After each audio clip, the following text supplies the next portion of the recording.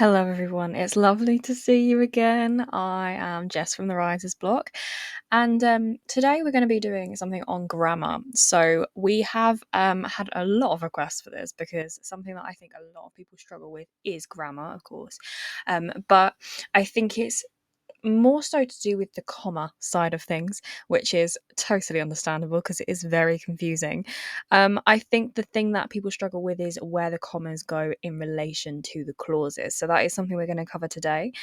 Something we're also going to cover today is homophones, because that comes up a lot. And also, in sort of, no pun intended, in conjunction with that, we are going to cover contractions as well. So we're going to cover quite a lot today. So basically, sit back and get a cup of tea. Well, get a cup of tea first before you sit back, and then we're going to cover it. It might take a while, but we'll manage. And hopefully, you'll have a better understanding of grammar by the end. So here's what I'm talking about really. We have our contractions, we have our run on sentences. Run on sentences is probably the thing that I see the most out of everything. And that's in my teaching as well. So I know it's like a very common thing. It happens in academic writing, it happens in non-fiction, it happens in fiction as well. And the only place where I feel like it is really acceptable, I know that sounds really awful, but the only place I feel like it's really acceptable is when you're actively trying to break those rules and you can tell that you're trying to break those rules. So a bit more experimental and a bit more maybe postmodern. This is not what half of the people are trying to do, most of the people are trying to do. It's one of those things that is quite difficult to achieve because a lot of the time it looks like you're just not knowing how sentences work. So what we're going to do today is we're going to try and break it down before we build it back up again, which is with the run on sentences. And that is the same with punctuation marks. They sort of come together as this way to split up your sentences and to make them look not as clunky. And we have an entire slide on clunkiness. I'm sure you love me for that, because a lot of the time run on sentences really do make writing look clunky. So it's very important that we cover that. We also have homophones and contractions, like I said, which is going to be a kind of lesser part of this, but it is something also that I see quite a lot. So I think it is important to note it down.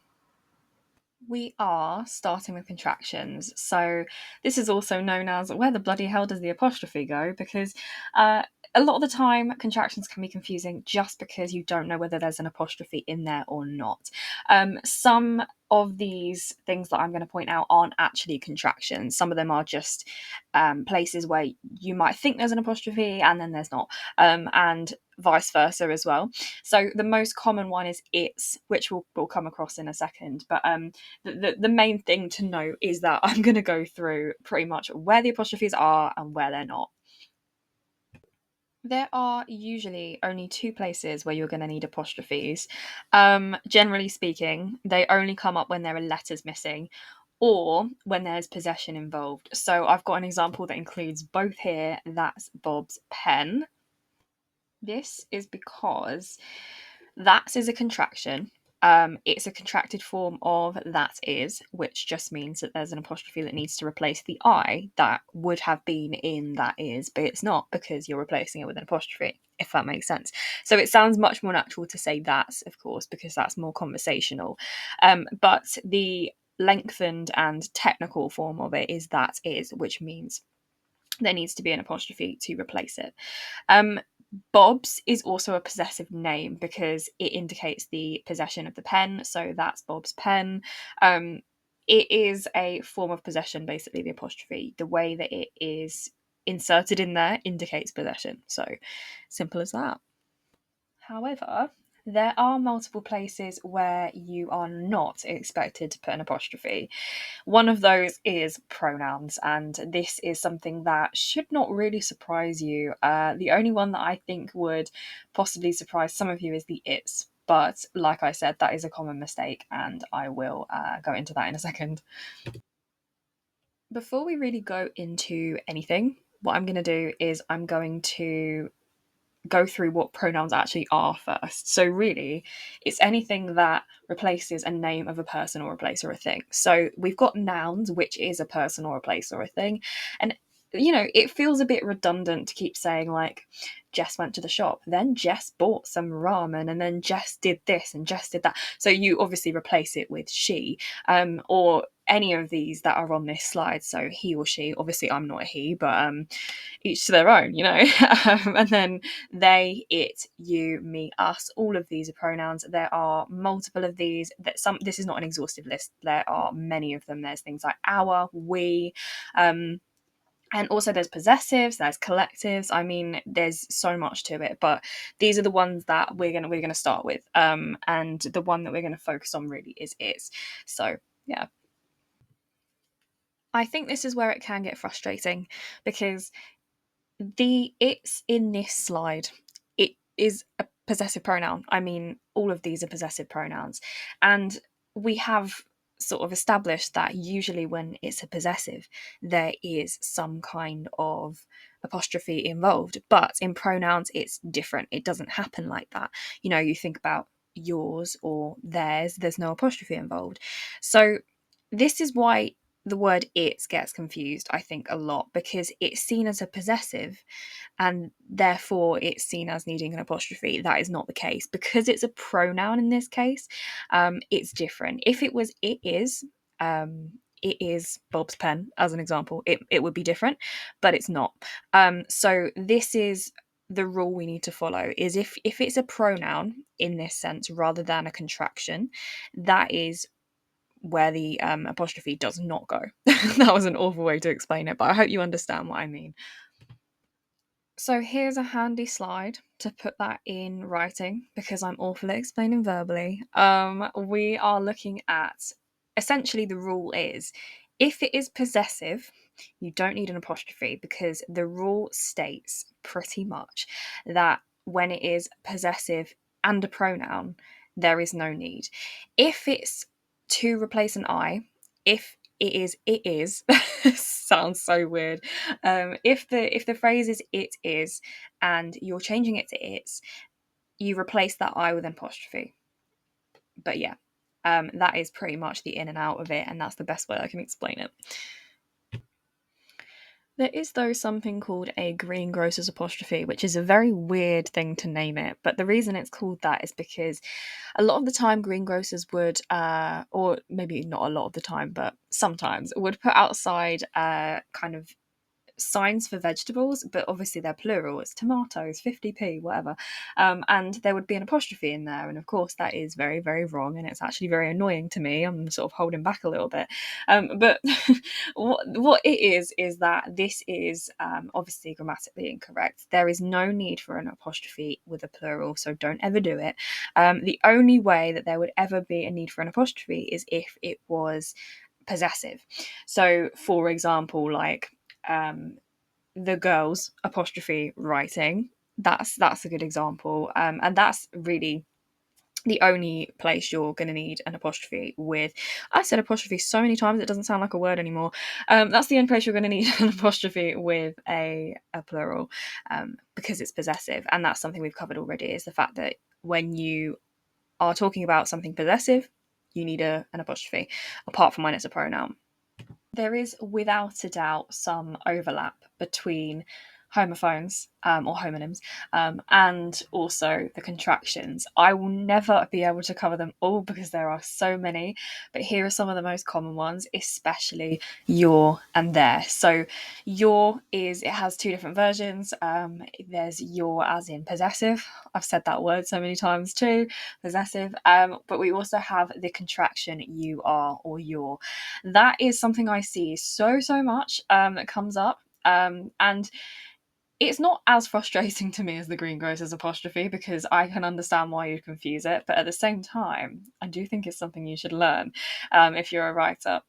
We also have there, and there. The ones that I see most confused are, interestingly, not a contraction. So it would be there as in the location, but then we also have there as in the possessive. So those two get mixed up quite a lot. We also, though, have they are. So again, the apostrophe replaces the A, and there we go. That is pretty much the most common two that I see so much. But that doesn't mean that there aren't others, which is why I'm going to go into a couple of others. Okay, so I do see two and two mixed up less so, but that doesn't mean that it's unimportant. I do see two and two mixed. That sounds really silly. Two and two mixed up quite a lot. So two as a number less so, but the other two twos are they're very easy to mix up, I would say. One of them is kind of indicating a relationship to a verb. So I wanted to do it. I wanted to do something. I wanted to walk. I wanted to, yeah, you get the point. And then we also have the other two with the two O's. Oh my God, how many times have I said two? I want them to is kind of a way of saying as well, or in addition to. And then we also have too, as in kind of like too much of, or just in excess, really. And that is hopefully you understand, because that is the best way I can explain it. But if you have any questions, obviously feel free to reach out. It is one of those things where it is very difficult to explain, and a lot of the time you have to kind of read and practice to understand. Anyway, I wanted to talk about effect and affect, because I see this so much where it gets confused, and that is okay, because I do it too, honestly. No, well, no, I don't, but I think about it more than I should before I use one of them. So the ultimate way to remember it really is if you can put the, like the word the or an before what you're using it for in the context you're using it, then usually it's probably the one with the e, because it's a noun, and you can't do that with verbs. So if you're saying something that is the effect, or if it has like the something effect, as in adjective, then most of the time, really, it's going to be the one with the E. You can also remember it as effect being the end result. Both of them have an E, but that's up to you. But affect, if it affects you, it's a verb. So it is used with an A. Okay, I've talked for far too long about contractions and possessives and apostrophes. I've said those words so many times now. But what we're going to do is we're going to move on to sentences. So, yeah, sentences. Where the bloody hell does the comma go in these sentences? And sometimes it's not just commas, sometimes it's other punctuation too, and we're going to go through that too. So, this is what we need to start off with. We are starting with the dependent and independent clauses. Already it sounds very confusing and very scary, and I promise I am with you every step of the way. But dependent clauses. A clause is just kind of like a part of a sentence, it's a component of a sentence. Dependent clauses are clauses that don't make sense on their own when they stand on their own. You can tell, obviously, by the word dependent. They are dependent on another part of the sentence. Independent is the opposite. So they do make sense when they stand on their own. They will either be separated by conjunctions, I'll go into conjunctions in a second, or by commas, and commas, of course, is one of those things we're also going to go into. I'm not going to go into like all the different types of comma because we would be here for so long, but I'm going to give you kind of a little crash course on where they go in each type of sentence, and that should be enough. Okay, so conjunctions. They are also called connectives a lot of the time. They are, an easy way to remember them is that acronym fanboys. It sounds really silly, but this is kind of how I teach it as well. That acronym fanboys, we've got for, and, nor, but, or, yet. So I've chucked on because on the end, because I don't want anyone to forget it. It's not an exhaustive list. There are more than that, but these are the ones that are most commonly used. And actually, for and nor I've hardly ever seen used, so it's quite annoying that that's in there and not because. But anyway, anything to make an acronym, I suppose. But yeah, all these are connectives or conjunctions. The reason they're called connectives is because they connect two parts of a sentence, and that is pretty much the in and out of it. Here's the bit where it has the potential to get a little bit confusing, and I am sorry about the horrible Larry background, or yeah, well, the highlight, because this is due to my little night mode filter that I have, but it's made it very Larry. Anyway, these connectives, the connectives that I was talking about, they're going to connect two independent clauses, like I said, and that's going to make a compound sentence most of the time. It does depend on the type of sentence a lot of the time, but in this case, the examples I'm showing you right now, I will go into it in a second where we do kind of compound complex sentences, but let's just put that out of our mind for a second. I'm going to stick with talking quite slowly and as clearly as I can, because I know that this is a really confusing topic. It can get really confusing. So I've got a couple of examples here. I drink tea, but he drinks coffee. Now, I wonder if you can tell who that's about in the server. But anyway, I drink tea on its own is a part of a sentence that makes sense on its own. So we don't have anything else to it except obviously that bit at the end. But I drink tea as a clause, it's independent because it makes sense. We also have he drinks coffee, which is the same. But in the middle, we have that connective or that conjunction, whatever you want to call it, and that connects the sentence. So the two parts of the sentence are related to each other because they have that conjunction in the middle. Very similar with the next one. I love tea, again, stands on its own because it's delicious. It's delicious also stands on its own. We have those conjunctions in the middle there that make that those two things connected to each other. Same thing we have no tea. That is independent too because it stands on its own. And then so I'll have to have coffee. That also stands on its own. However, there are also times when they don't stand on their own, and this is what we're going to go into in a second. And this is where the it's most often that I think the run-on sentences happen, because a lot of the time it's just kind of you don't really know exactly where the comma's meant to go, which is understandable, but that's what I'm going to go into. Okay, so we've done simple sentences, which is where you have one clause on its own, and that's one of the clauses that does make sense on its own. So where the green is where that it could be a simple sentence if it didn't have the rest of the sentence. We are now indicating dependent clauses with the red, which suggests that it relies on the rest of the sentence. So it's very important that there is kind of the rest of the sentence there. It sounds really silly, but you'd be surprised how much I see that that doesn't actually happen. Like some sentences are just dependent clauses, so they need to rely on something else, but there isn't something else there. But that's just me kind of um, seeing things that other people might not see, maybe. But it's technically grammatically incorrect, so it is very important. So here we have some sentences that are very similar to the ones we have just covered. So we have because we have no tea, I must have coffee. I must have coffee, of course, stands on its own. Because we have no tea does not. Imagine that as a sentence on its own. Because we have no tea, it needs the rest of the sentence, right? So that makes it dependent on the rest of the sentence. So it's a dependent clause. Same with my breakfast. I drink breakfast tea. You can't just have with my breakfast.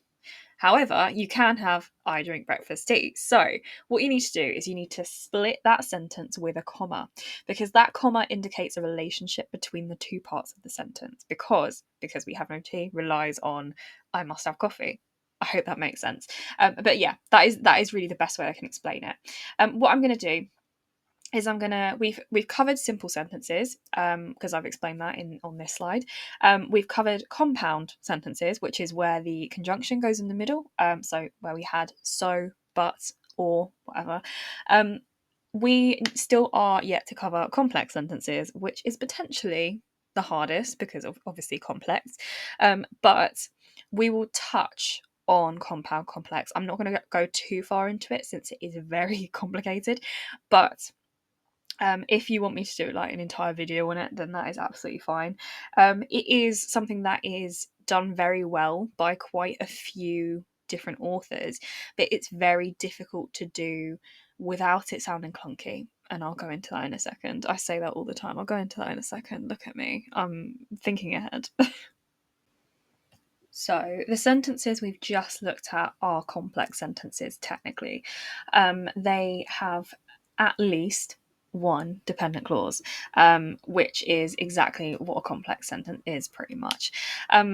These ones are the more complex sentences, I would say, because these are the ones that can get confusing because it says exactly the same thing, and that's kind of one of the reasons it's a complex sentence, similar to the other ones. But we have positioned the dependent clause in a different place. So it looks slightly different, but it means the same thing. So here you can split up the independent clause with a dependent clause. That is a complex sentence still. And this is something that can get quite confusing because especially when I teach this, they're like, well, does that not make it all a dependent clause because it's so split up that none of it makes sense on its own? You've got to think of it as a whole thing. So where we have the parts of the sentence that have been split up, they work together as an independent clause. So if you were to have I must have coffee in itself, then it would make sense on its own. I do appreciate that is really confusing though. So if you do have questions, then please reach out because it is really difficult stuff, and it does take practice. It doesn't come that easily, and there's different rules for everything. So it is difficult, but ultimately, what I'm trying to say is that when you have a dependent clause in the middle of a sentence like this, with my breakfast or because we have no tea, in the middle rather than at the beginning, it means the same thing, but you need commas on both sides. So it is very important to do that because otherwise the two parts of the sentence kind of merge together and it gets a bit clunky, a bit confusing. But really, that's the takeaway that we need to take away from this is make sure the commas are in there. Okay, here's the confusing bit. I suppose it's all confusing, but this is the bit that is the most confusing.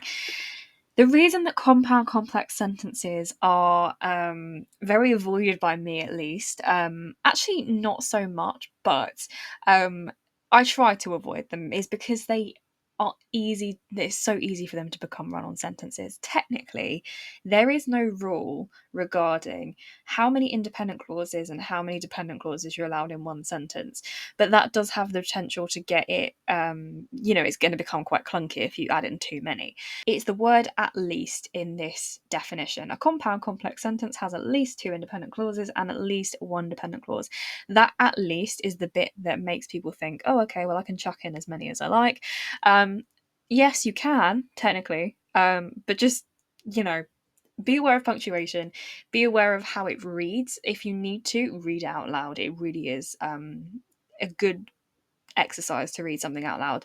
And if it goes on forever, you've got a run-on sentence. This next bit, it is a very common mistake I see, and it's sort of an aspect of the run-on sentence thing, but not always. I mean, it depends on the context, on the situation. But you cannot put two independent clauses together separated by a comma. It doesn't work. They need to be separated by a full stop or a period if you're American. It does. I don't think I've ever seen a situation where it works. It just creates a run-on sentence, really. So it's very, very important to make sure that where you can put in or where you need to put in a full stop or period, that you are doing that, because otherwise it does just not make sense. It's run on, it's all of that stuff.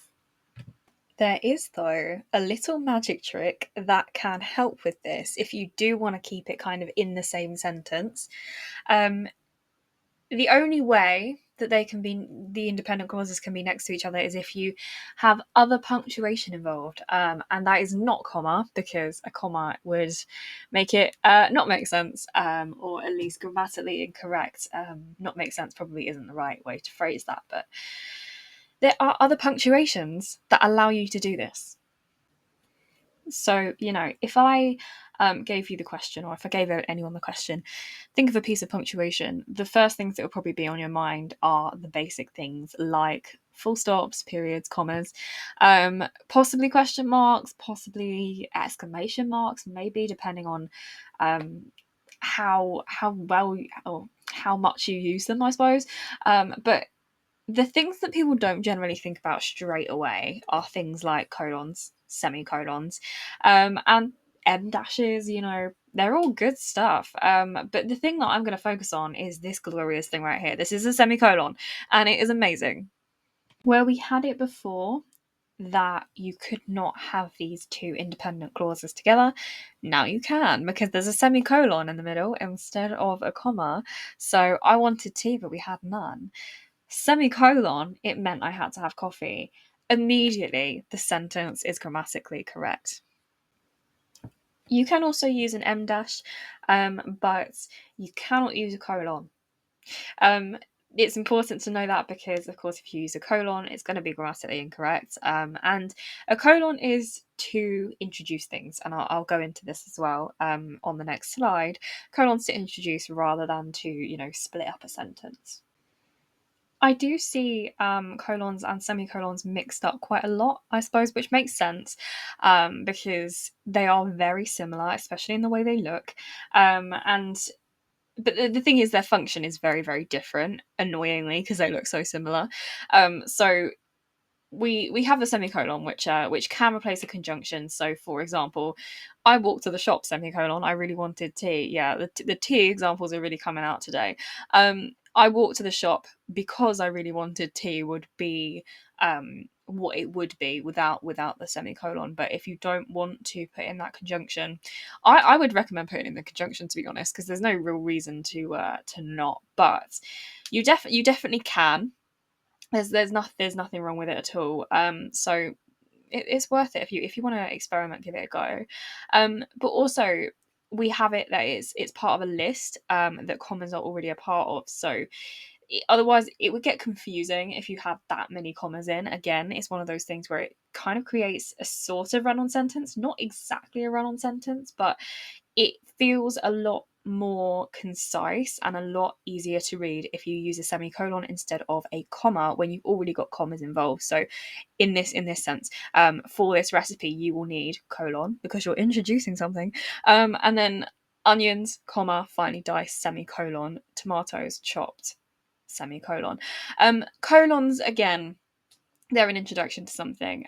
This one this is a way to introduce a list half the time. It doesn't have to be a list, but in this case it's a list. When I looked up images of colons, Google gave me colon too many medical diagrams, because it did.